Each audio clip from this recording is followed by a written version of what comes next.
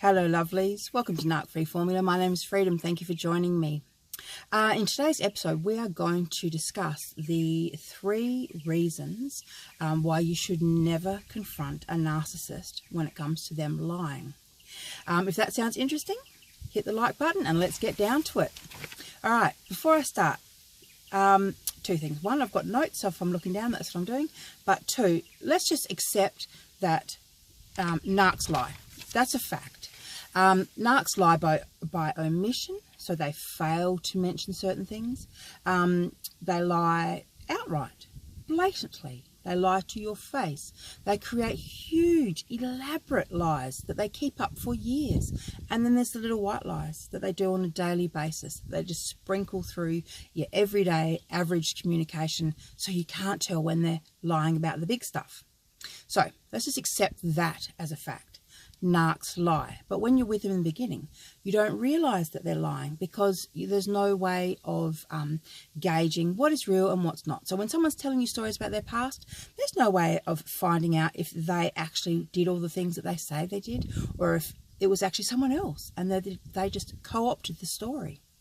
So after a while though, what starts to happen is people start to notice, and at first, like I did, you probably cut them a little bit of slack and just, think things like, oh, well, maybe they're just, forgetful, or maybe, they're getting a little bit confused about that story. You give them lots of wiggle room. But then over time, what you start to realize is that these lies are deliberate, right? And they lie about everything. And worse than that, you can't live with someone when you can't tell what's real and what's not. So it starts to impact upon the relationship. So these are the 3 things you should never do. All right, so the first thing is, these are the 3 things, the 3 reasons why you should never confront the narcissist. The first one being that the narcissist will just deny it. They will literally go straight to denial. They will say, no, I didn't. No, it's not me. I don't know what you're talking about. They will go into, no, you're being a bit paranoid again, trying to deny it and then try and make out that it's you, that you're being crazy, that you're being paranoid and insecure. So you're never actually going to get the truth. There is no benefit from talking to them about their lies. There is no benefit for confronting them about this lie, whatever the lie is, right? You might have caught them cheating. There is no point in asking them because they're not going to tell you the truth. And if they tell you a version of the truth, right, it's only because it's going to benefit them. So let's just say they've been caught out so red-handed that the only way they might be able to twist it is if they say, all right, I'll come clean. I will tell you everything that you want to hear. I'll tell you the truth. And then further on down the track, they'll say, I was honest. I told you, and they'll use it for brownie points. So that's the only time they're ever going to give you the truth. So number 2 is they will shift the blame straight back onto you. So no matter what it is that you're confronting them about, they will say that no, it's not them, that it's actually you. So narcissists do not take accountability or responsibility for anything going wrong. They'll take it for everything that's good, everything that's going well in the world, but when it comes to things going wrong, they will never take responsibility or accountability, and they will put it back on you and blame you if you dare to challenge them. So the conversation might start, being about one topic, and all of a sudden they've switched it around, and now we're discussing something that you've done wrong. Once again, it's not going to get you anywhere. It's crazy making. They get to use gaslighting. They get to use a whole lot of, narc dark arts, and you'll never get to what you want, which is just resolution, honesty, truth. You won't get there. There is no point.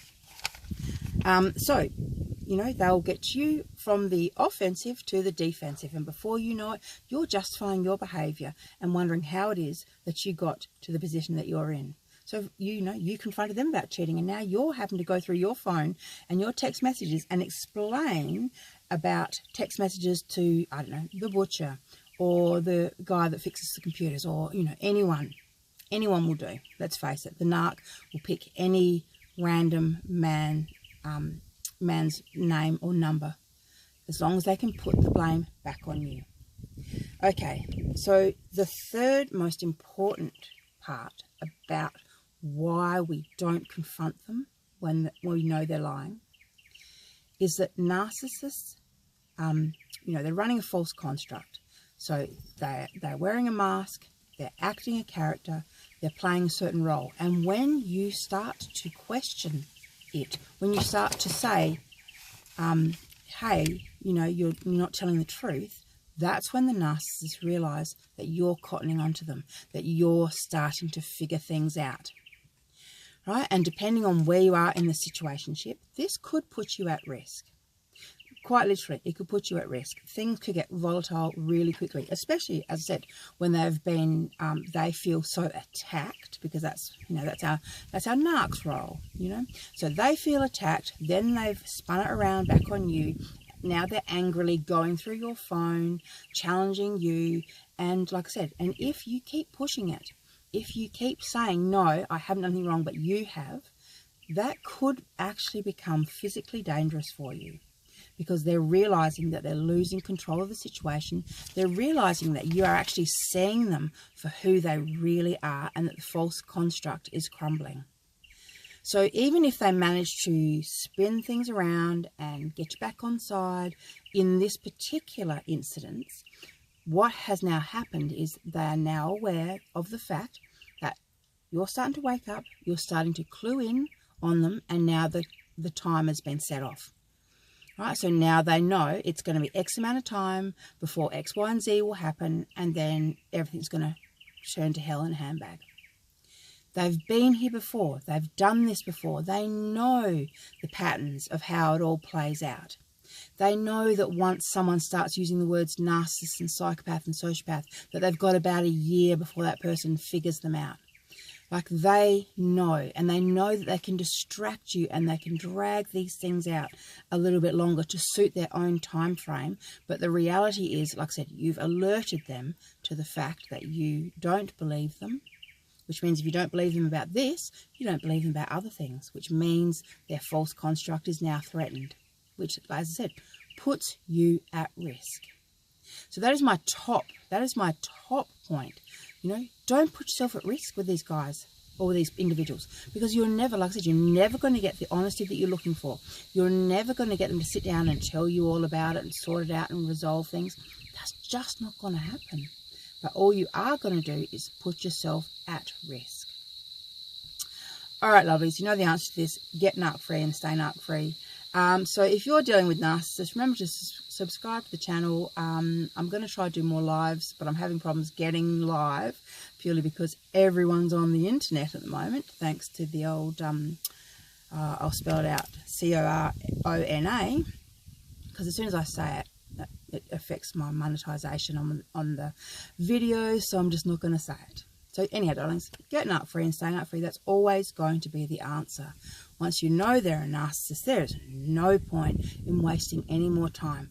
Figure out how to get out. Get your ducks in a row. Do what you need to do and just get the hell on out of there. Okay? Get narc free, stay narc free. All right, lovelies. Bye.